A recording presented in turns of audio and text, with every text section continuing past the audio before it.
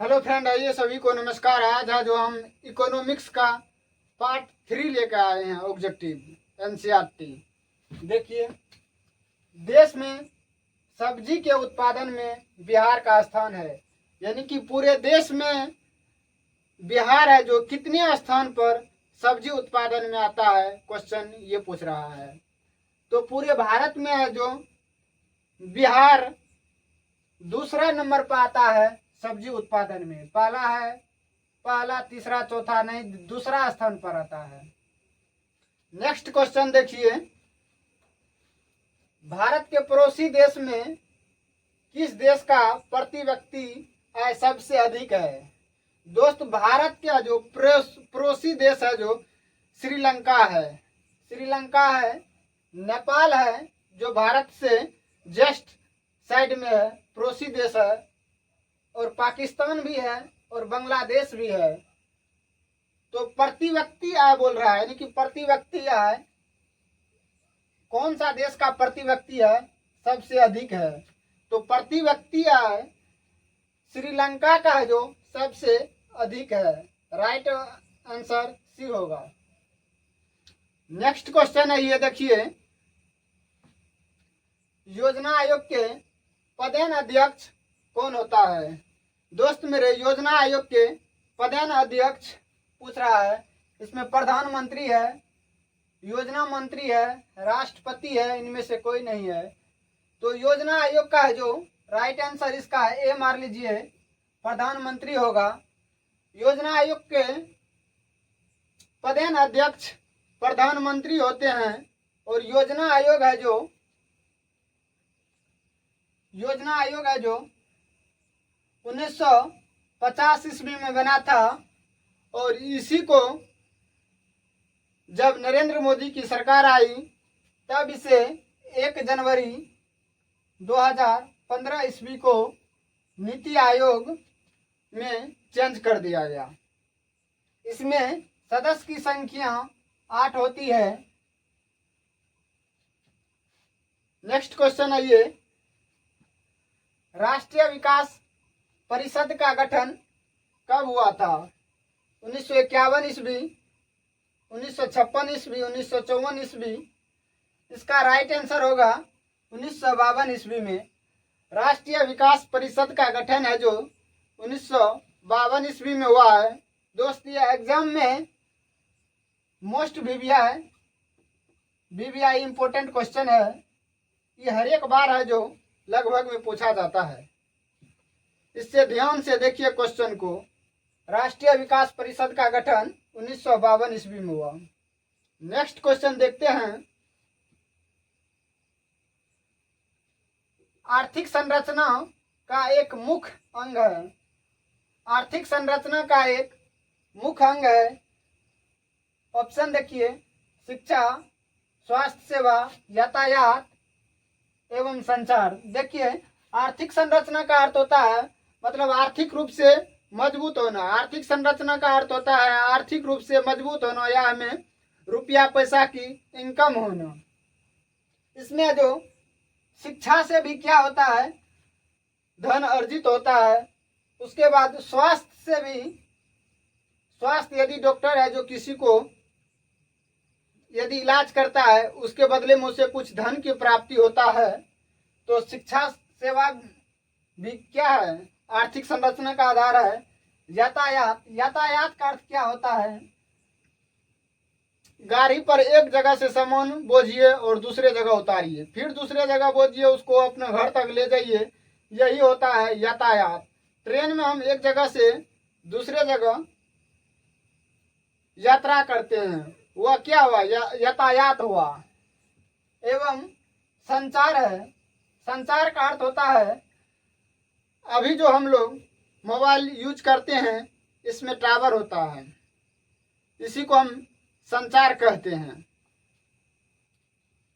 इनमें से सभी होगा राइट आंसर।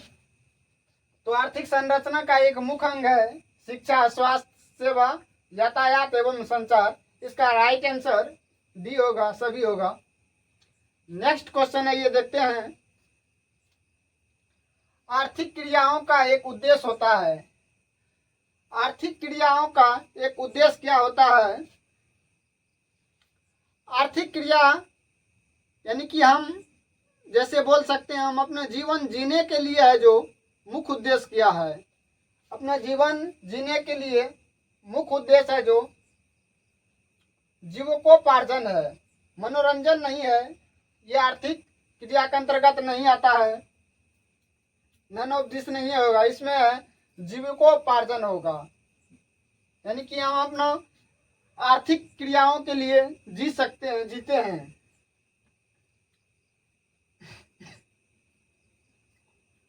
पशुपालन एवं मत्स्य पालन किस क्षेत्र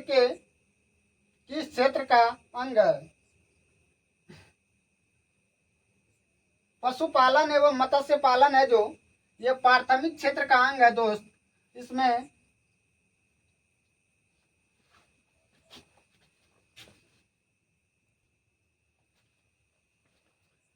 पशुपालन एवं मत्स्य पालन किस क्षेत्र का अंग है? तो आपको कृषि हो गया, पशुपालन हो गया, मत्स्य पालन हो गया, ये सभी है जो हमें प्राथमिक क्षेत्र के अंतर्गत आता है। लिख लीजिए, आप ध्यान से सुनिएगा। कृषि, पशुपालन, मत्स्य पालन, ये है जो तीनों है जो प्राथमिक क्षेत्र के अंतर्गत आता है। और द्वितीयक क्षेत्र के अंतर्गत इसको हम इधर लिख देते हैं। इसके अंतर्गत है जो उद्योग आता है। क्या आता है? उद्योग आता है। और तृतीय क्षेत्र के अंतर्गत है जो, ये सेवा क्षेत्र के अंतर्गत आता है। यह जो हम यहाँ लिख देते हैं, ये सेवा क्षेत्र के अंतर्गत आता है, सेवा क्षेत्र के अंतर्गत आता है। तृतीय क्षेत्र में सेवा क्षेत्र के अंतर्गत आता है। जैसे इसका एग्जाम्पल शिक्षा है जो एक आदमी दूसरे आदमी को देता है। जैसे अभी हम कुछ करा रहे हैं ऑब्जेक्टिव, यह जो शिक्षा हुआ, कुछ पढ़ा रहे हैं, शिक्षा हुआ। यह जो सेवा क्षेत्र के अंतर्गत आता है। डाक सेवा है जो, यह भी किसके अंतर्गत आता है? तो सेवा क्षेत्र के अंतर्गत आता है। डाकिया एक जगह से दूसरे जगह आपके सामान को पहुंचा देता है, इस सेवा क्षेत्र के अंतर्गत आता है। डॉक्टर है जो आपको इलाज करता है, वो भी किसके अंतर्गत आता है? तो सेवा क्षेत्र के अंतर्गत आता है। हम हटते हैं, आप लोग अच्छे से स्क्रीनशॉट इसका ले लीजिए।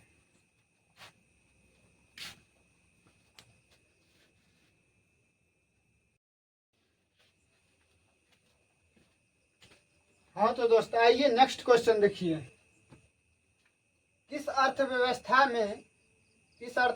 में उत्पादन के साधन पर किसी व्यक्ति या निजी संस्था का अधिकार रहता है? यानी कि वो क्वेश्चन है, किस अर्थव्यवस्था पर है जो, अर्थव्यवस्था में किसी एक अर्थव्यवस्था है या कोई स्थान है, उस पर है जो निजी व्यक्ति का अधिकार है। हाँ, निजी व्यक्ति का अधिकार है। तो ये है जो पूंजीवादी अर्थव्यवस्था में आ जाता है। पूंजीवादी अर्थव्यवस्था में ये आ जाता है। किसी अर्थव्यवस्था में उत्पादन के साधन पर किसी व्यक्ति या निजी, यानी कि किसी व्यक्ति या निजी का जब रहेगा संस्था, किसी व्यक्ति या निजी का संस्था रहेगा, तो है जो पूंजीवादी अर्थव्यवस्था में चला जाएगा। पूंजीवादी अर्थव्यवस्था में है जो उसका मालिक एक ठो रहता है पूंजीवादी अर्थव्यवस्था में। और मिश्रित अर्थव्यवस्था में ये इसका स्वामित्व है जो दोनों के पास रहता है। इसका बेस्ट उदाहरण है भारत है। और समाजवादी अर्थव्यवस्था का उदाहरण आपको बेस्ट है रूस। ये 4 ठो ऑप्शन याद रखिएगा। यदि पूंजीवादी अर्थव्यवस्था कहेगा, पूंजीवादी अर्थव्यवस्था कहेगा तो अमेरिका, मिश्रित अर्थव्यवस्था कहेगा तो भारत, और समाजवादी अर्थव्यवस्था कहेगा तो रूस में टिक मारिएगा। ये क्वेश्चन 100% याद रखिए, एक ठो जरूर आएगा। नेक्स्ट क्वेश्चन है, निम्न में कौन सामाजिक संरचना का अंग है? सामाजिक संरचना का अंग है शिक्षा एवं प्रशिक्षण, यानी कि शिक्षा प्रशिक्षण, लिखने और पढ़ने का कार्य जो होता है वह सामाजिक संरचना का एक क्या है? आधार है। लिखने और पढ़ने का दोनों कम है जो सामाजिक संरचना के अंतर्गत आता है। और आवास, यानी आवास का अर्थ होता है रहना, एक जगह रहना, वही आवास होता है। जैसे आप लोग है जो भिन्न भिन्न जगह से बिलोंग करते होंगे, वही आवास हुआ। और स्वास्थ्य सेवा, स्वास्थ्य सेवा का अर्थ होता है जो अपना मेडिकल, जिसको बोलते हैं, मेडिकल से क्या लेते हैं हम लोग? दवा लेते हैं, दवा लेते हैं और क्या रहते हैं? स्वस्थ रहते हैं। तो कौन सामाजिक संरचना का आधार है? इसमें शिक्षण एवं प्रशिक्षण होगा, स्वास्थ्य सेवा होगा, आवास भी होगा। तो इसका राइट ऑप्शन आपको डी हो जाएगा। नेक्स्ट क्वेश्चन है, ये देखते हैं, सामान्यतः किस देश के विकास का स्तर किस आधार पर निर्धारित किया जा सकता है? प्रति व्यक्ति आय, स्वास्थ्य की स्थिति और साक्षरता। सामान्यतः किस देश के विकास का स्तर किसी आधार पर, विकास का स्तर, यहाँ पे देखिए दोस्त, विकास का स्तर बोल रहा है। कौन सा स्तर बोल रहा है? विकास का। ऑप्शन ए है प्रति व्यक्ति आय। यदि जिस देश का प्रति व्यक्ति आय अधिक रहेगा वही देश विकास करेगा, यानी कि आपके पास पैसा रहेगा तभी आप क्या करेंगे? विकास करेंगे। और बी में है स्वास्थ्य की स्थिति, यदि आपके पास पैसा रहेगा और स्वास्थ्य भी अच्छा रहेगा, यानी कि हेल्थ इज वेल्थ, स्वास्थ्य ही जीवन है। स्वास्थ्य रहेगा उसके बाद आप लोग क्या रहिएगा? स्वस्थ रहिएगा। उसके बाद आइए साक्षरता दर, यानी कि साक्षरता दर का अर्थ होता है पढ़ाई लिखाई अच्छा रहना चाहिए। तो आंसर है विकास का स्तर है। सामान्यतः किसी देश की विकास का स्तर किस आधार पर निर्धारित किया जाता है? तो प्रति व्यक्ति आय, स्वास्थ्य की स्थिति और साक्षरता दर, इनमें से सभी होगा।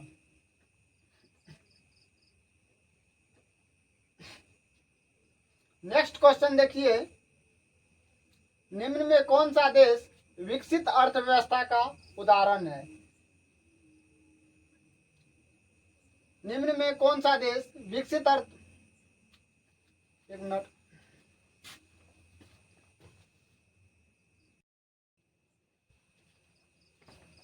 हाँ तो दोस्त नेक्स्ट क्वेश्चन है ये, निम्न में कौन सा देश विकसित अर्थव्यवस्था का उदाहरण है?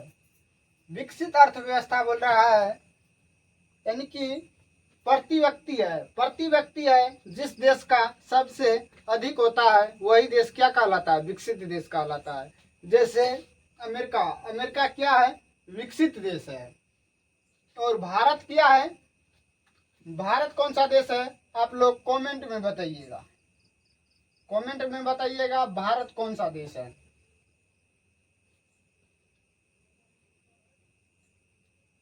नेक्स्ट क्वेश्चन है ये देखिए, श्रीलंका है जो भारत का पड़ोसी देश है, श्रीलंका।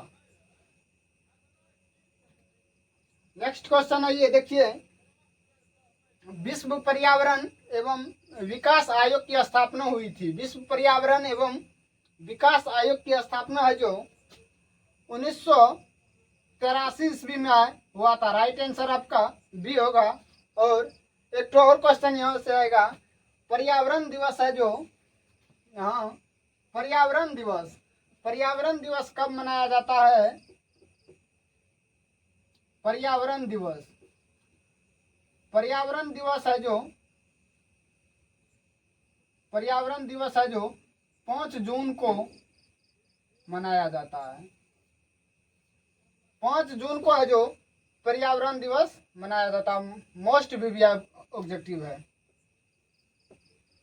नेक्स्ट क्वेश्चन देखिए, आर्थिक समृद्धि का संबंध है। आर्थिक समृद्धि, आर्थिक यानी कि मजबूत है, संबंध है। आर्थिक समृद्धि का संबंध है सामाजिक संस्था अल्पकाल से एवं भी दोनों मानवीय संसाधनों से। नहीं दोस्त, इसका राइट आंसर आपको हो जाएगा सामाजिक संस्था से। नेक्स्ट क्वेश्चन देखिए, आर्थिक विकास का गैर आर्थिक कारक है। प्राकृतिक संसाधन, तकनीकी संसाधन। आर्थिक विकास का गैर आर्थिक, आर्थिक विकास का जो यदि गैर आर्थिक कारक आपको पूछेगा तो सामाजिक संसाधन होगा इसका। नेक्स्ट क्वेश्चन देखिए, जीवन की भौतिक गुणवत्ता का सूचक है। यानी कि जीवन का भौतिक गुणवत्ता, मूल चीज उसका क्या है? जीवन प्रत्याशा है, मौलिक साक्षरता है और शिशु मृत्यु दर है। इनमें से सभी हो जाएगा। इसका राइट आंसर डी हो जाएगा। यानी कि जीवन प्रत्याशा भी, मौलिक साक्षरता और शिशु मृत्यु दर सभी है। तो दोस्त, आज है जो इकोनॉमिक्स का फर्स्ट चैप्टर अर्थव्यवस्था का संपूर्ण ऑब्जेक्टिव खत्म हुआ। आप लोग कमेंट में लिखिएगा अगले कौन चैप्टर हम लाएंगे आप लोग के लिए। तो आज के लिए इतना ही। यदि आपको वीडियो अच्छा लगा है तो लाइक कीजिए, शेयर कीजिए और कमेंट कीजिए। आज के लिए इतना ही। जय हिंद। मिलते हैं अगले वीडियो में।